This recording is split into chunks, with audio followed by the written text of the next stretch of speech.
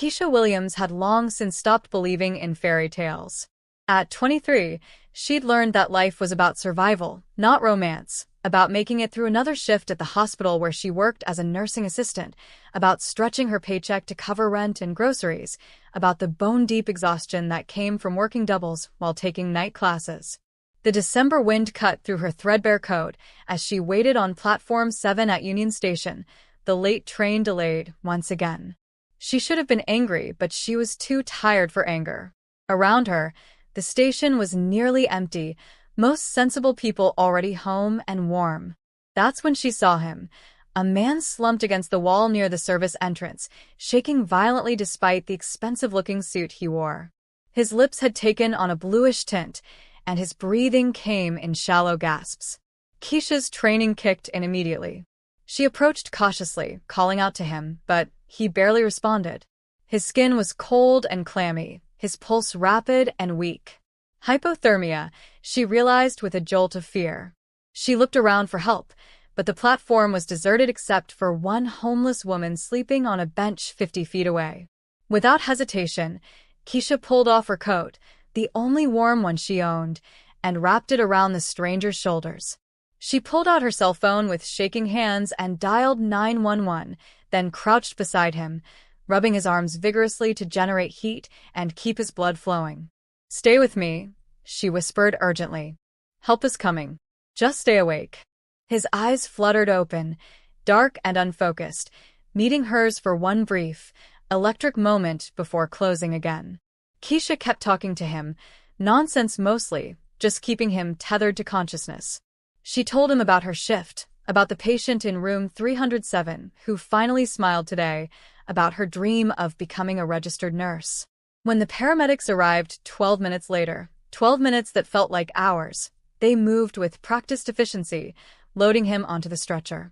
One of them, a middle-aged man with kind eyes, noticed the wallet that had fallen from the stranger's pocket. He opened it, checking for identification, and his eyes went wide.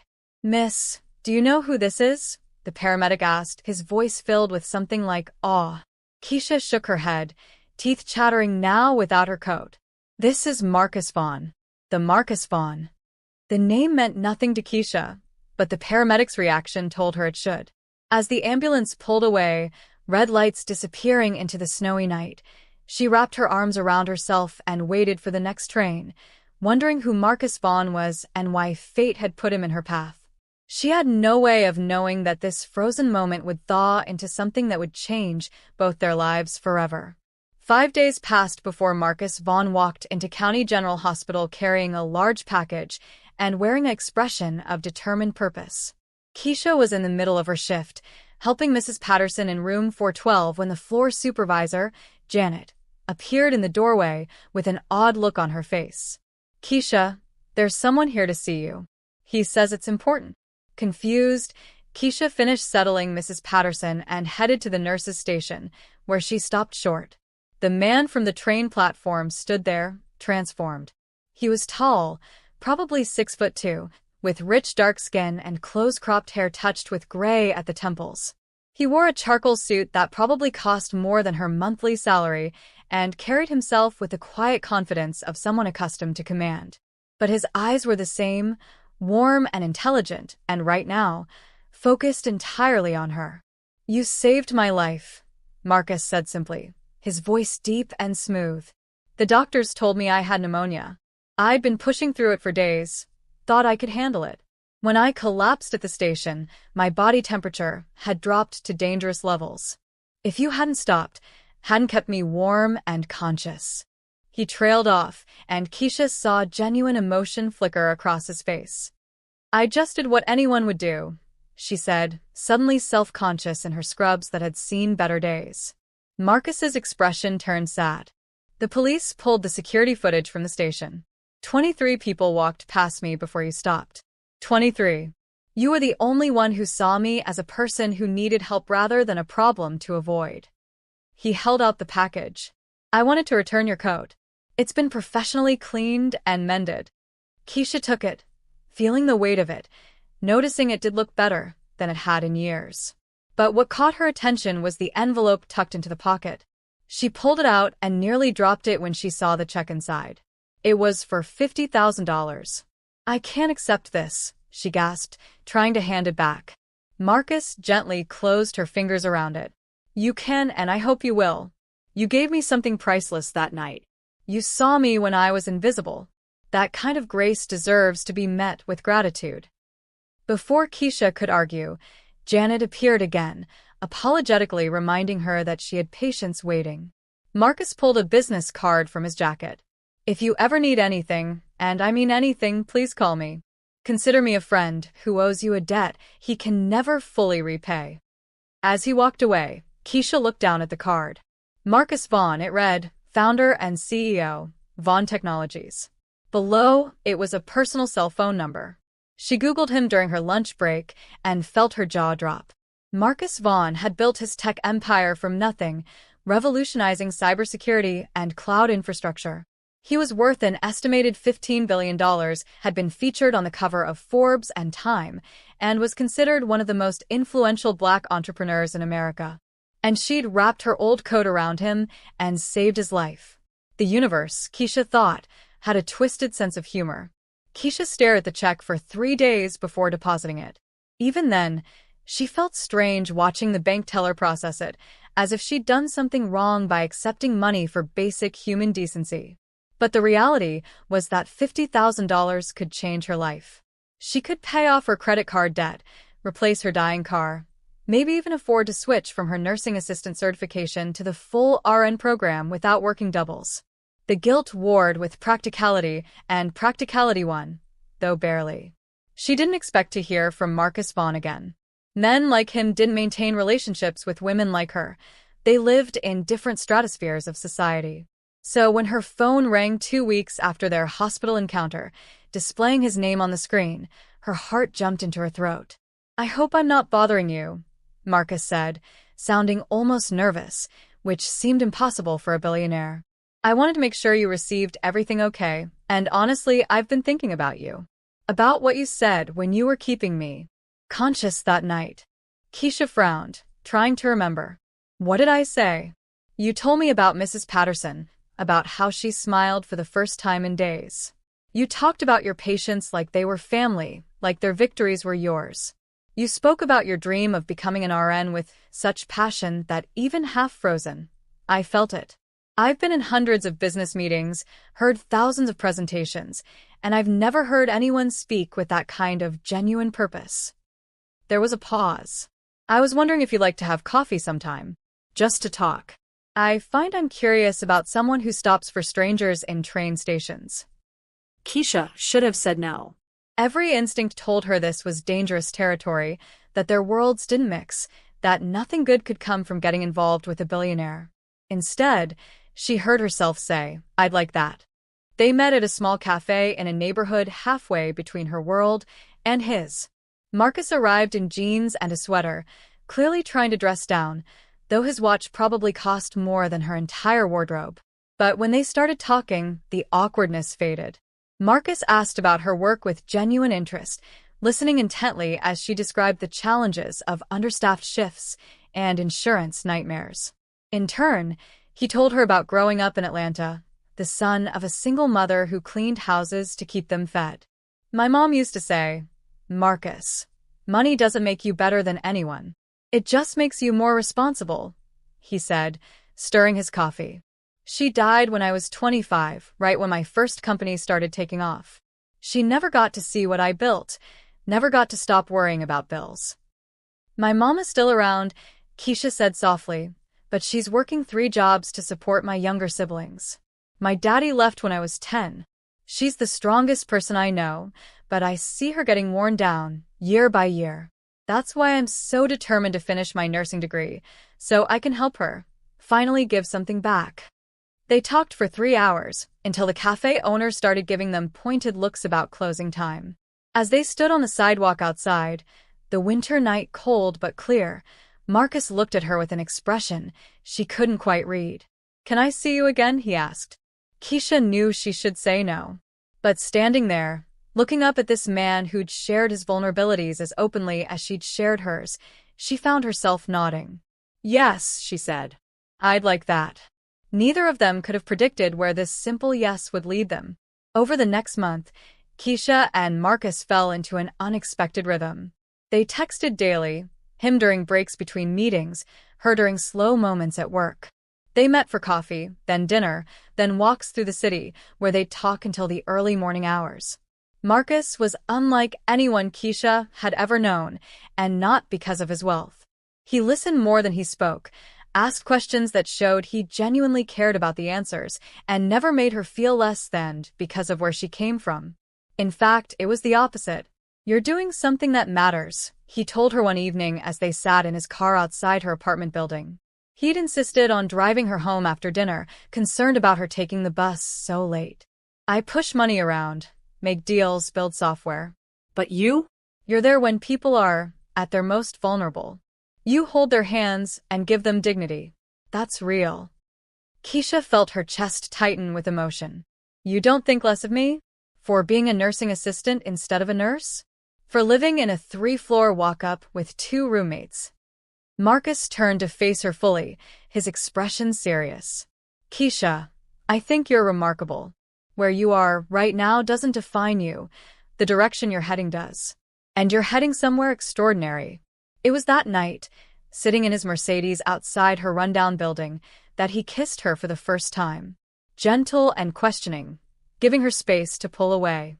Instead, she leaned in, her hand coming up to cup his cheek, kissing him back with all the longing she'd been trying to suppress for weeks. When they finally broke apart, both breathing hard, Marcus rested his forehead against hers. "I need you to know something," he said quietly. "I haven't felt this way in years. Maybe ever. You make me remember who I was before the money, before the success. You make me want to be that person again." "Who was he?" Keisha whispered. "Someone who cared more about people than profits. Someone who remembered where he came from." Marcus pulled back slightly, his thumb tracing her jawline. "But I need you to know what getting involved with me means. There will be scrutiny from the press, from people in my circles, from strangers on the internet. They'll question your motives, call you names, try to reduce what we have to a transaction. It won't be easy." Keisha had been thinking about this since their first coffee date, if she was honest. She knew the world would judge her, would assume she was after his money, would never believe that she might genuinely care for him. "I'm not scared of hard," she said firmly. "I've been dealing with hard my whole life. But I need you to be honest with me, Marcus. What are we doing here? Because if this is just curiosity, if you're just passing time with someone different before going back to your real life, tell me now." Marcus's eyes flashed with something fierce. "This is my real life, Keisha. Right here, right now, with you.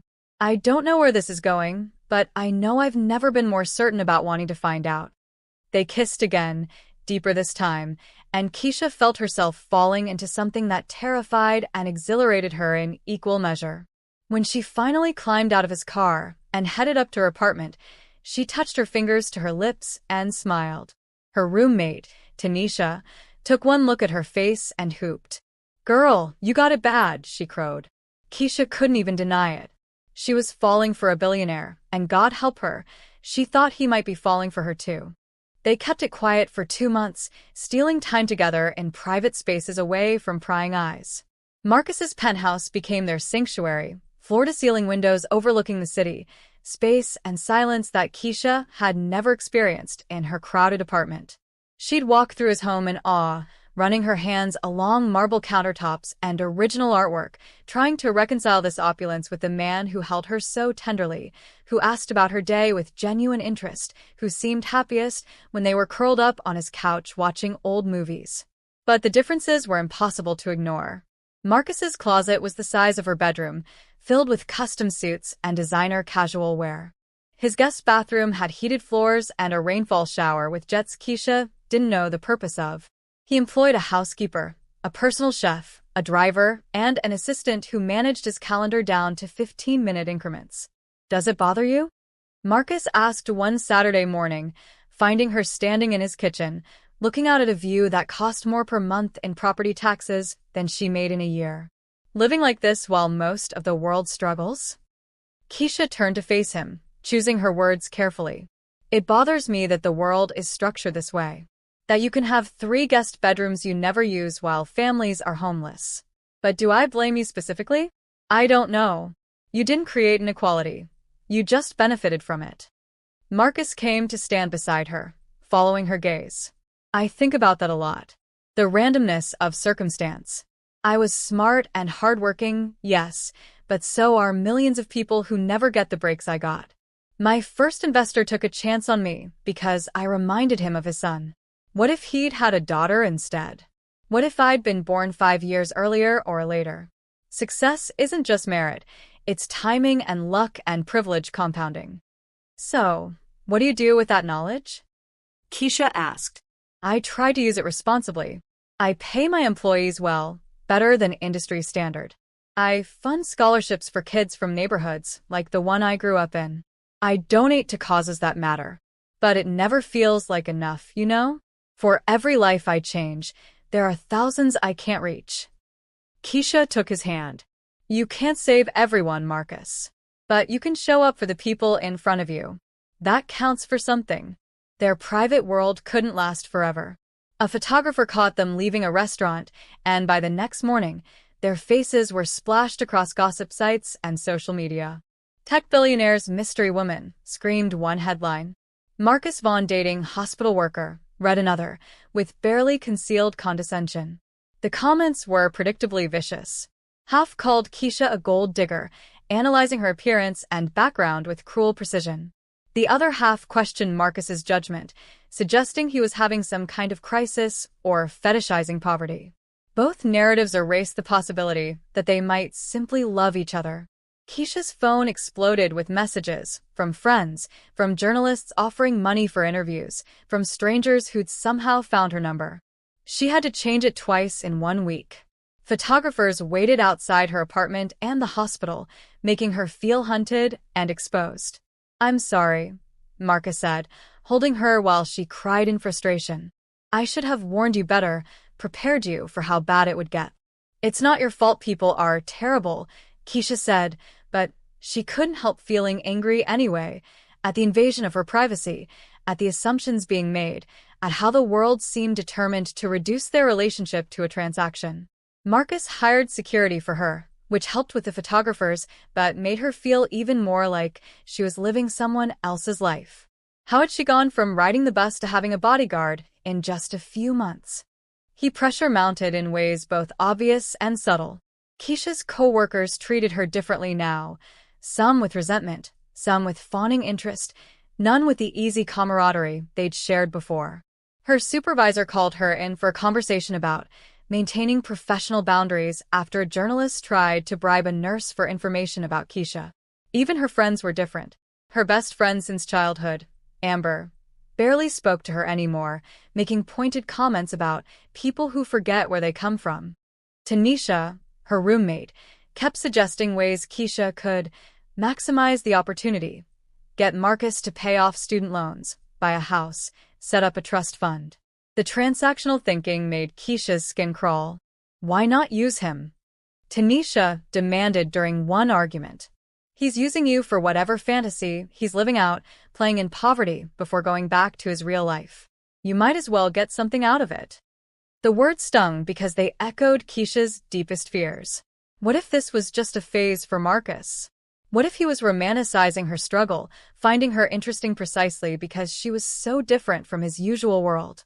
What if, when the novelty wore off, he'd move on to someone more appropriate?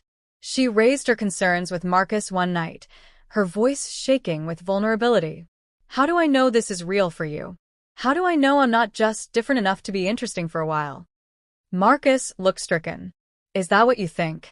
That you're some kind of experiment? I don't know what to think, Keisha said, standing up and pacing his living room.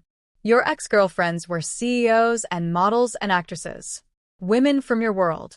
And now you're with me, and everyone's asking why, and I'm asking why too. What do you see in me besides someone who reminds you of where you came from?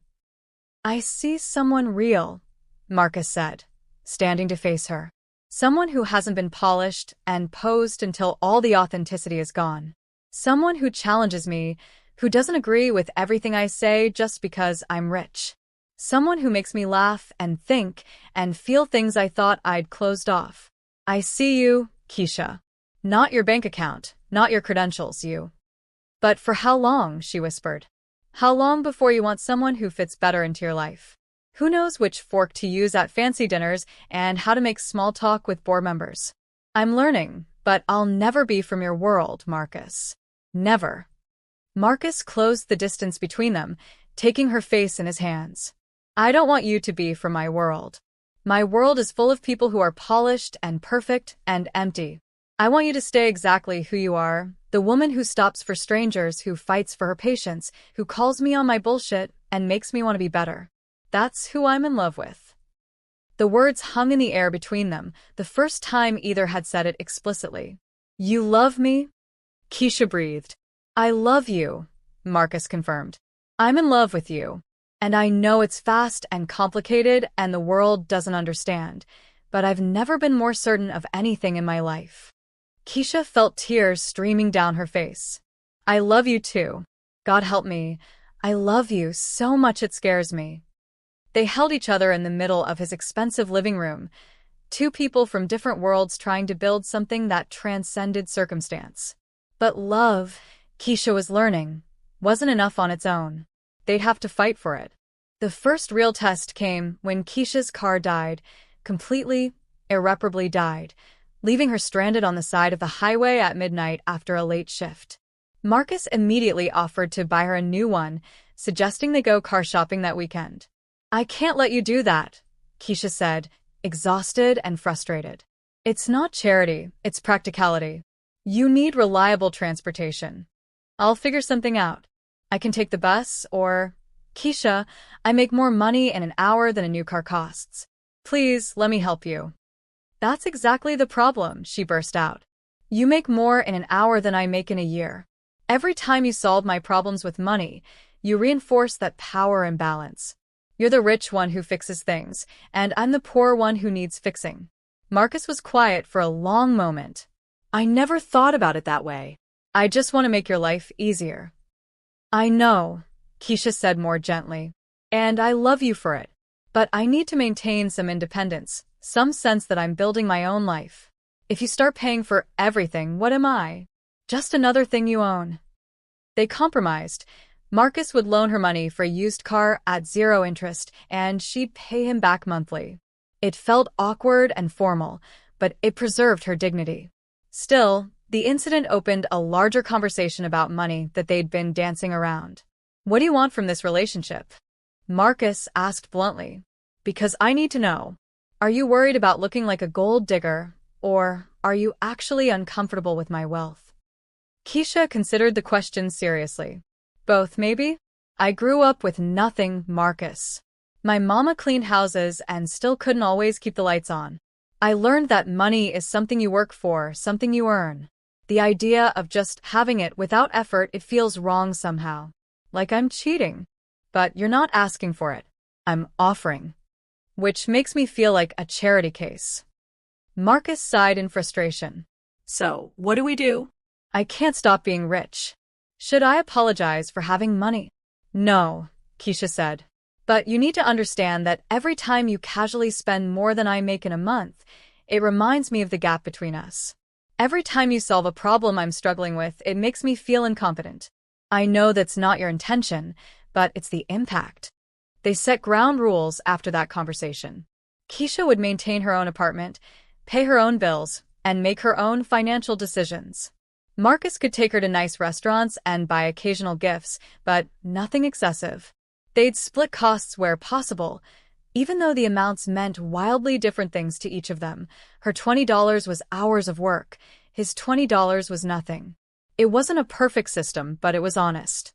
They were learning to navigate the minefield of inequality, trying to build something equitable within a fundamentally inequitable world.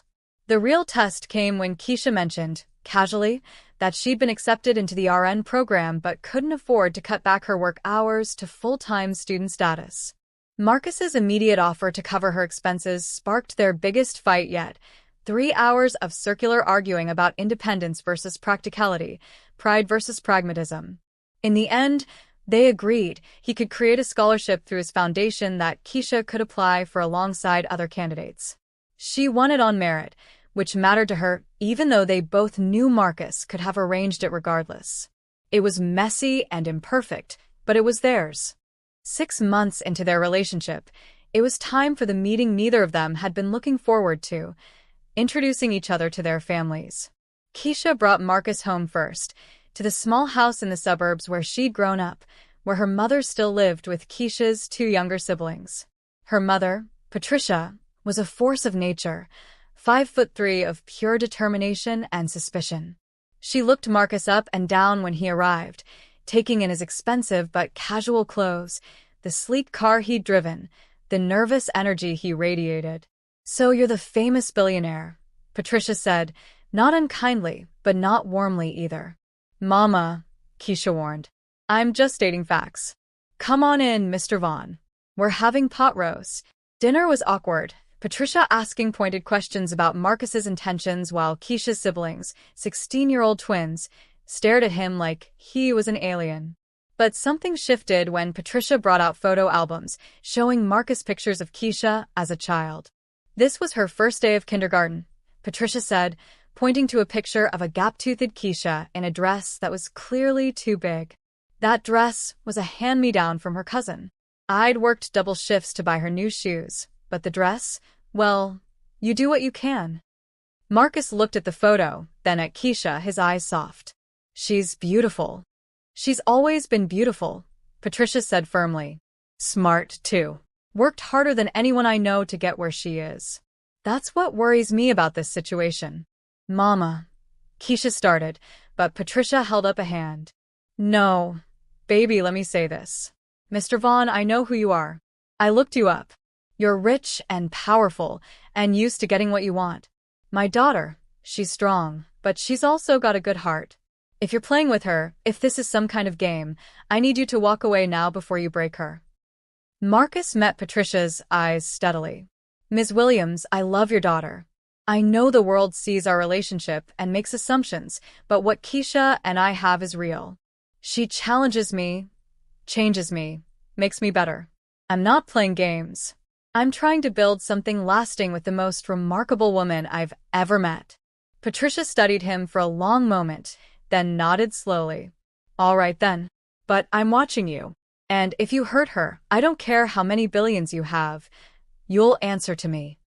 Marcus actually smiled. "Yes, ma'am. I wouldn't expect anything less." Meeting Marcus's family was a different kind of challenge. His father had passed years ago, but his older sister, Regina, lived in New York and had opinions about everything, especially Marcus's love life. She invited them to dinner at her Upper West Side brownstone, a space that radiated old money and good taste. Regina was polished and elegant, a corporate lawyer who'd married a hedge fund manager, and she looked at Keisha with barely concealed skepticism. "So," Regina said over appetizers that Keisha couldn't identify, "how did you two meet?" Marcus told the story of the train station, his voice warm with affection. Regina listened with an expression that never quite reached friendly. "How fortunate that you happened to be there," she said to Keisha, the implication clear. "It was fortunate for me," Marcus said sharply. "Keisha saved my life." "Of course," Regina said smoothly. "I just mean that it's quite a coincidence, isn't it? The right person in the right place at the right time." Keisha felt her temper rising but kept her voice level. "The only coincidence was that I was willing to stop. 23 other people walked past your brother. I was just the one who gave a damn." The dinner went downhill from there, Regina making subtle digs about education and background while Marcus grew increasingly angry. Finally, he stood up. "We're leaving. Regina, I love you, but I won't sit here and let you insult Keisha. When you're ready to treat her with the respect she deserves, let me know." In the car afterward, Keisha was quiet. "I'm sorry," Marcus said. "She had no right." "She's protecting you," Keisha interrupted. "She thinks I'm after your money. She's wrong, but I understand where it comes from." Marcus took her hand. "My sister's approval would be nice, but it's not required. You're the one I'm choosing." Still, the encounters left both of them shaken, reminded of how many people were invested in seeing them fail. The crisis came on an ordinary Tuesday. Keisha was at clinical rotation when her supervisor pulled her aside with news that made her knees weak. Her mother had collapsed at work and been rushed to the emergency room. Keisha called Marcus from the hospital where her mother had been taken, her voice breaking. He was there within 20 minutes, finding her in the waiting room. Mascara streaked down her face. She had a stroke. Keisha sobbed into his chest. A stroke, Marcus. She's only 48. The doctors say she'll survive, but she can't work anymore, not for months, maybe longer. And she doesn't have insurance. She's been working under the table to make ends meet, and I don't know how we're going to. Hey, Marcus said firmly, pulling back to look at her. One thing at a time. Right now, your mom needs you present, not panicking. We'll figure out the rest. Over the next 3 days, as Patricia stabilized and began the slow recovery process, Marcus took care of everything Keisha couldn't handle. He paid the hospital bills without asking, arranged for the best neurologist in the city to consult on Patricia's case, and made sure Keisha's siblings had groceries and transportation. When Keisha realized what he'd done, she felt a complicated mix of gratitude and resentment. You went behind my back, she said quietly, sitting in her mother's hospital room while Patricia slept. I helped my family, Marcus replied. Our family, if you'll let it be. The hospital bill was $40,000, Marcus. That's more than my mom makes in 2 years. How am I supposed to pay you back? You're not. This isn't a loan, Keisha. Your mother collapsed because she was working herself to death, just like mine did. I couldn't save my mother, but I can help yours. Please let me do this. Keisha was silent for a long time, watching her mother's chest rise and fall. All our arguments about independence, about me paying my own way, they seem stupid now. When it really mattered, I needed you to swoop in and save us. How is that supposed to make me feel? Like you're not alone anymore, Marcus said gently. Like you have a partner who shares your burdens. Keisha, I'm not trying to make you dependent on me. But love means showing up when things get hard. It means using whatever resources you have to help the people you care about. For me, that resource is money. For you, it's your medical knowledge and your enormous capacity for compassion. We bring different things to this relationship. That doesn't make it unequal. It makes it complementary. Patricia woke up then, her speech slightly slurred but her mind sharp. She looked at Marcus, then at her daughter. You love him, she asked Keisha. Yes, Mama. And he loves you? I do, Marcus answered before Keisha could. More than I can properly express. Patricia nodded slowly. Then stop fighting about money and start figuring out how to build a life together. Pride is fine, baby, but sometimes you need to accept help. That's not weakness, that's wisdom. Her words settled something in Keisha. She'd been so focused on maintaining her independence that she'd been pushing away genuine partnership. Love wasn't about keeping score or maintaining perfect equality. It was about showing up for each other, about using your strengths to support the other's weaknesses. That night, in Marcus's car outside the hospital, Keisha turned to him. Move in with me, she said suddenly. Marcus looked startled. What? Not your penthouse, my apartment. I know it's small and the heat's unreliable and it's nothing like what you're used to. But I need to know you can exist in my world, not just me and yours. If we're going to make this work, we need to meet in the middle. Marcus was quiet for a moment, then smiled. Okay. Yes. When do I start packing? Marcus moving into Keisha's cramped apartment was an adjustment for both of them. He'd never lived with someone in such close quarters, had forgotten what it was like to hear your neighbors through the walls or share a bathroom the size of his former walk-in closet. Keisha watched him navigate these changes with a mixture of amusement and affection. He didn't complain, but she caught him wincing when the hot water ran out mid-shower or the couple upstairs started fighting at 2 a.m. Having second thoughts, she teased one morning, making coffee in their tiny kitchen while they bumped elbows trying to move around each other. Not about you, Marcus said, kissing her temple. But I'm gaining a new appreciation for why you were so determined to maintain your own space. This is intimate in ways I didn't anticipate. They lasted 3 months before Keisha admitted defeat. We need to find somewhere in the middle, she said. Not my world, not yours. Something we choose together. They found a modest two-bedroom apartment in a neighborhood that was gentrifying but not yet gentrified, where diversity meant something other than expensive coffee shops. It wasn't luxurious by Marcus's standards, but it was far nicer than anywhere Keisha had ever lived. They split the rent proportionally to their incomes, Marcus paying 80%, Keisha 20%, which felt more fair than equal splits would have been. A year after they met, Marcus proposed. Not with an ostentatious public display, but privately, in their apartment, on an ordinary evening after dinner. "I want to build a life with you," he said simply, presenting a ring that was beautiful but not absurdly expensive, he'd learned. "I want to wake up next to you for the rest of my life. Want to face whatever comes together. Will you marry me?"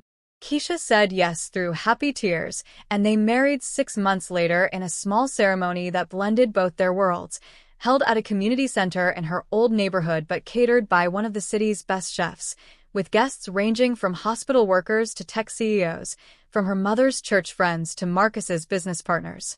But the real merging of their lives came with the work they built together. Using Marcus's resources and Keisha's vision, they created the Williams Bond Foundation, focused on healthcare access for underserved communities. Keisha finished her nursing degree and became the foundation's director, designing programs that addressed the barriers she'd experienced firsthand. They opened free clinics in neighborhoods like the one she'd grown up in, funded nursing scholarships for students from low-income backgrounds, and created a program that provided healthcare for gig workers and those employed under the table, people like her mother, who fell through the cracks of the existing system. Marcus learned to step back and let Keisha lead, to use his privilege to open doors but let her walk through them first. It wasn't always easy. He still had impulses to solve problems with money, still sometimes forgot that Keisha's perspective came from lived experience he could never fully understand. But he tried, and his trying mattered. 3 years after they met, Keisha stood in the newly opened Williams Bond Community Health Center, watching as the first patients checked in for care. Her mother was there, fully recovered now and volunteering as a patient advocate. Marcus stood beside her, their daughter, 18-month-old Patricia, named for her grandmother, balanced on his hip. "You did this," Marcus whispered to Keisha, squeezing her hand. "We did this," she corrected. Together. A reporter approached them, one of the few they'd agreed to speak with. "Ms. Williams-Bond," she asked, "your love story has captivated people. What would you say to young women who dream of a fairy tale like yours?" Keisha considered the question carefully. "This isn't a fairy tale," she said finally. "Fairy tales are about rescue and transformation, about one person saving another. What Marcus and I have is more complicated and more real than that. We're two people from different worlds who chose to build something new together, not his world or my world, but our world. It required compromise and hard conversations and being willing to be uncomfortable. It required him examining his privilege and me learning to accept help without shame." She looked at Marcus, who was making silly faces at their daughter. "Love doesn't erase inequality or make our different experiences disappear. But it gives us a reason to keep showing up, to keep trying to understand each other, to use whatever resources we have, money, time, energy, knowledge, to make things better not just for us, but for everyone." The reporter smiled. "That's beautiful." "It's true," Keisha said simply. "And truth is more valuable than beauty." That evening, after the center had closed and they'd returned home, Keisha found herself back where it all started, at the train station, standing on platform 7. Marcus had suggested they walk through on their way home from dinner, a nostalgic detour. "Do you ever think about what would have happened if I'd walked past you that night?" Keisha asked, looking at the spot where she'd found him 3 years ago. "Every day," Marcus admitted. "I think about those 23 people who didn't stop, who saw a problem instead of a person. I think about how I might have been one of them before all this. How I'd trained myself not to see, not to engage, to prioritize my own comfort over someone else's need. And now..." Marcus pulled her close, his arms wrapping around her from behind as they looked out at the empty platform. "Now I try to be the person who stops. The person you taught me to be. You saved my life that night, Keisha, But you've been saving me every day since, from cynicism, from isolation, from the belief that money and success are enough. Keisha turned in his arms to face him. You saved me too, you know. Not with money, though that helped. You saved me from the exhaustion of fighting alone, from the belief that I had to do everything myself to prove my worth. You showed me that partnership doesn't diminish independence, it makes it sustainable. They stood there for a long moment, two people from different worlds who'd built a bridge between them, who'd transformed chance into choice, who'd turned a frozen moment into an eternal love story. As they walked out of the station hand in hand, a young couple rushed past them toward the platform, the woman's coat too thin for the winter night. Marcus and Keisha exchanged a glance, remembering, and Marcus called out to them. Excuse me, he said, pulling off his own coat. The train's running late tonight. Please take this. Stay warm. The couple looked shocked, but the woman accepted the coat with grateful tears. As Marcus and Keisha walked away, Keisha squeezed his hand. See, she said softly, you're the person who stops now. We both are, Marcus replied. That's what love does. It makes you see people again. It reminds you that we're all just human beings trying to make it through the cold nights, and sometimes the greatest gift you can give someone is simply noticing they need help. And in that moment, walking through the winter streets of the city that had witnessed their unlikely beginning, Keisha understood that their love story wasn't eternal because it was perfect or easy. It was eternal because they'd chosen each other every day, across every difference, through every challenge. They'd built something real from a moment of grace, proving that love wasn't about erasing the distance between different worlds. It was about deciding that the person on the other side was worth crossing any distance to reach. Their story became legend, not because it was a fairy tale, but because it was true, a testament to the transformative power of seeing and being seen, of stopping when others walk past, of building bridges instead of walls. And somewhere in the cold night, another stranger would need help, and because of stories like theirs, maybe one more person would choose to stop, to see, to care. That, they both knew, was how you changed the world, not with grand gestures or massive wealth, but with small moments of human connection, multiplied across time and space until they became something eternal.